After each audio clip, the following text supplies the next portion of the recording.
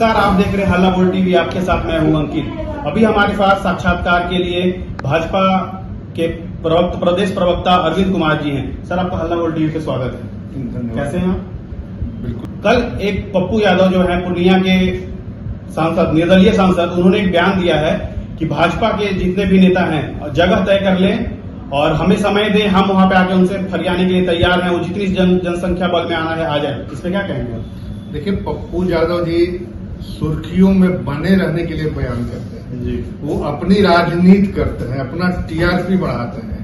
वो जहां से बोल रहे हैं ना, वहां हमारा एक मंडल का जो कार्यकर्ता है ना, वो उनके लिए सफिशियंट है बात करने के लिए।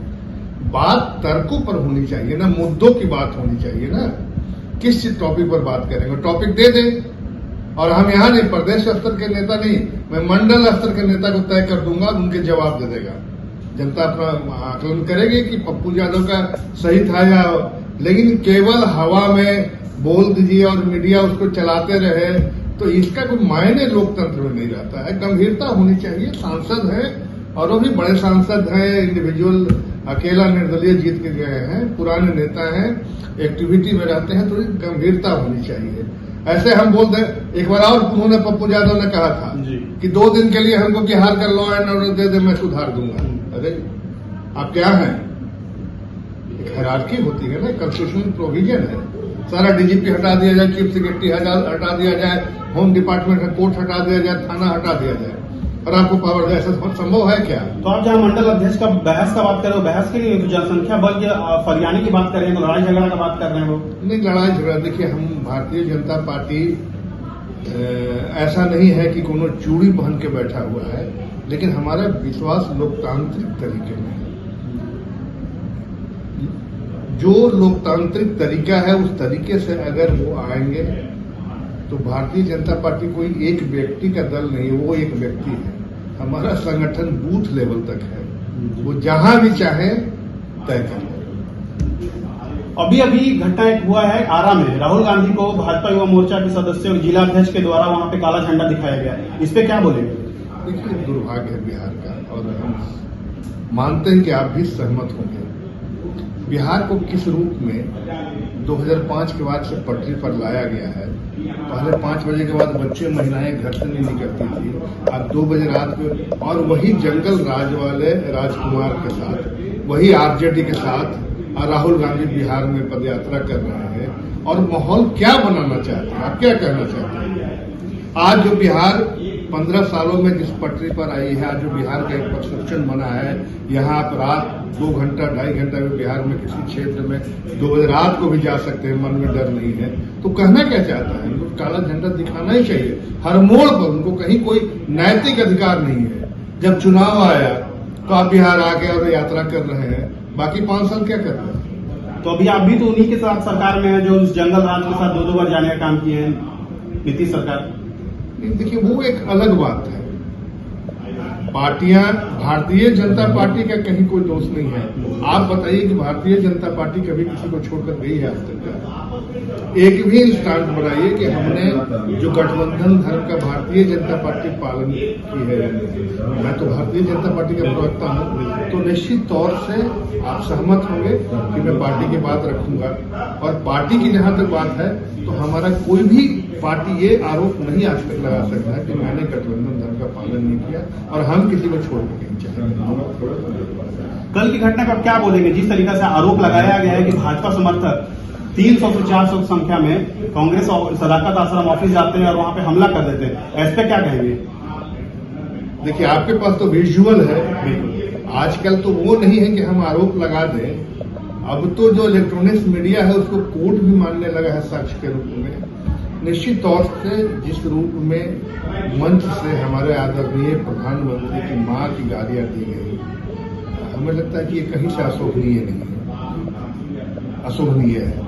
और इस चीज को कहीं से भी सही नहीं ठहराया जा सकता है। राहुल गांधी जिस मंच पे हो, तेजस्वी जिस मंच पे हो, और उस मंच से मां की गालियां दे रहा है, इतनी तो आप में शालीनता होनी चाहिए कि कम से कम अगर किसी ने मंच से दिया है तो उसको कंटेम करे, उसके लिए पब्लिक क्षमा मांगे, और वैसे लोगों को उस पार्टी से निष्कासित करना चाहिए था। आज तक उनका कोई बयान नहीं आया। अब उसका अगर प्रधानमंत्री क्या किसी पार्टी के होते हैं पूरे देश के, जब हमारे लोकतंत्र में क्या है कि जब किसी का चुनाव हो गया, बहुमत दल का नेता हो गया, तो वो पूरे देश के प्रधानमंत्री है और उनको हम माँ बहन की गालियां देना ये कहीं से है। उसके विरोध में भारतीय जनता पार्टी ने एक टोकन, सदाकत आश्रम उनका मुख्यालय है, वहाँ एक टोकन के रूप में हम लोग प्रदर्शन के लिए कि हम लोग विरोध प्रदर्शन करने जा रहे थे और जब उनके गेट तक हम पहुंचे तो अंदर से ढेला चलने लगा, रोड़े चलने लगे, ईंटें पत्थर फेंके जाने लगे। तो भीड़ की मानसिकता होती है, कार्यकर्ताओं की भीड़ की उत्तेजित होकर उनके यहाँ घुसने की, यही तो मामला है। और आप सारे टीवी चैनल आप लोग भी दिखा रहे हैं इस चीज को लेकर। तो लोकतंत्र में मारपीट या गाली गलौज या पत्थरबाजी का कहीं कोई स्थान नहीं है और न हम भी उसको जायज नहीं ठहरा सकते, लेकिन माँ बहन की गाली देना भी बिल्कुल ये एक आक्रोश प्रदर्शन है। इस पे वहाँ पे आरोप है कि पुलिस मुख्य दर्शक बनी हुई थी, इस पे क्या बोलेंगे? और पुलिस की भूमिका पर पार्टी के प्रवक्ता क्या बोलेगा? आप सत्ता में है सर, तो आपका दायित्व बनता है। हम पार्टी के प्रवक्ता, सरकार के लिए प्रवक्ता नहीं है, पुलिस विभाग के प्रवक्ता है, मुख्य प्रवक्ता उसके जवाब देने के लिए एक आईजी है जिनको यही प्रवक्ता है। आप उनसे पूछिए कि मुख्यमंत्री पुलिस का रोल तो इम्पार्शियल होना चाहिए, किसी के पक्ष में नहीं होना चाहिए, चाहे किसी की सरकार हो। उस पुलिस की सरकार का नहीं होगा, वो जनता का है, जनता के लिए। कल कांग्रेस के प्रवक्ता जिन्होंने साक्ष्य के तौर पे फोटो वायरल करते हैं और वो बोलते हैं ये कि ये जो रिजवी उर्फ राजा है ये तो भाजपा का समर्थक है, ये हमारा समर्थक कहाँ से हो गया?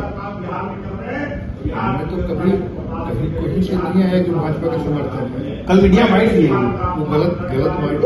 अब ये देखिए, एक तो चोरी या सिनाजोरी, आप गलत चीज को, तथ्यों को आप सही साबित करना चाहते हैं, ये तो और दुर्भाग्य है ना। यही तो सबसे बड़ा रोना है कि अगर गलत को आप गलती किए हैं तो गलती कहें, हम गलती किए तो हम भी गलती को माने, कभी पुनरावृत्ति नहीं होगी। लेकिन वो आपके मन से कह रहा है और कहे भाजपा कहीं से भी कार्यकर्ता नहीं है। और तब तो अगर भाजपा एफआईआर की है उसके केस में तो अपने कार्यकर्ताओं के विरुद्ध कोई एफआईआर करेगा। ये भी जानकारी मिली, उसकी गिरफ्तारी भी हुई। बिल्कुल, तो ऐसा कभी होता है? ये बेतुका बयान है। इस तरह के हमें लगता है कि बयानों से बचना चाहिए और जनता को दिग्भ्रमित करने का नेताओं का, प्रवक्ताओं को कहीं से ये अशोभनीय है। ये एक स्वच्छ मानसिकता का परिचय है। अभी जो बिहार में राहुल गांधी और महागठबंधन के द्वारा जो वोट अधिकार यात्रा चल रही है, उससे जनता की जो नजरों में कांग्रेस की छवि है उसमें कितनी सुधार आएगी, कितने लोग उनसे जुड़ेंगे? देखिए, हर पार्टियों का अपना एजेंडा होता है और ये अधिकार है हमारे संविधान में दिया हुआ है कि हर पार्टी अपने लिए काम करती है, लेकिन उनका जनाधार क्यों खो गया, चिंतन करना चाहिए। आज क्यों उनको अपनी एक एक सीट के लिए लेने के लिए मशक्कत है? जनता तो छोड़ दीजिए, उनको वो बिहार में बैसाखी पे चल रहे हैं, उनकी कोई जनाधार नहीं है। लालू जी जो कहते हैं वो करते हैं और लालू जी ही असल में उनके पार्टी का अध्यक्ष है, सर्वे सर्वा वही है। तो जनाधार तलाश है, इसमें कहाँ है जनाधार? बेस ही नहीं रह गया, धरातल ही नहीं रह गया, तो जनाधार कहाँ से आ गया?